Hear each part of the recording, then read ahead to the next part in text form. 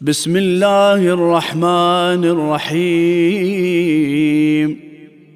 اللهم صل على محمد وآل محمد. الحمد لله الذي أشهدنا مشهد أوليائه في رجب، وأوجب علينا من حقهم ما قد وجب. وصلى الله على محمد المنتجب وعلى أوصيائه الحجوب. اللهم فكما أشهدتنا مشهدهم فأنجز لنا موعدهم وأوردنا موردهم غير محلئين عن ورد في دار المقامة والخلد. والسلام عليكم. إني قصدتكم واعتمدتكم بمسألتي وحاجتي، وهي فكاك رقبتي من النار، والمقر معكم في دار القرار مع شيعتكم الأبرار. والسلام عليكم بما صبرتم فنعم عقبى الدار. أنا سائلكم وآملكم فيما إليكم التفويض وعليكم التعويض، فبكم يجبر المهيض ويشفى المريض، وما تزداد الأرحام وما تغيض.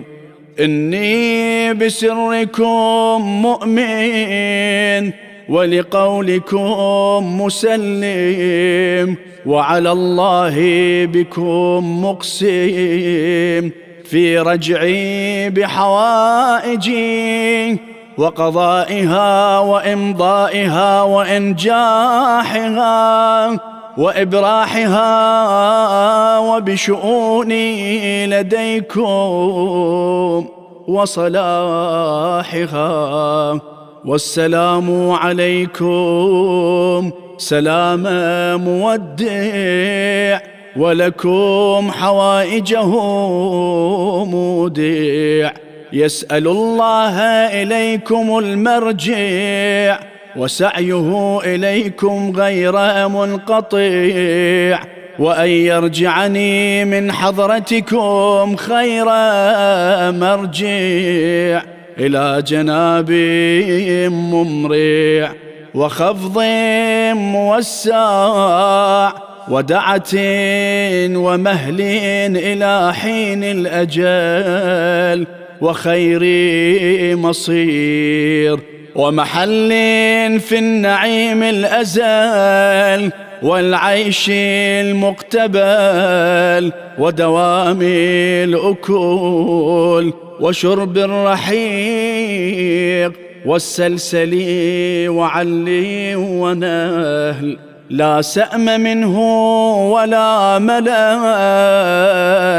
ورحمة الله وبركاته وتحياته عليكم حتى العود إلى حضرتكم والفوز في كرتكم والحشر في زمرتكم.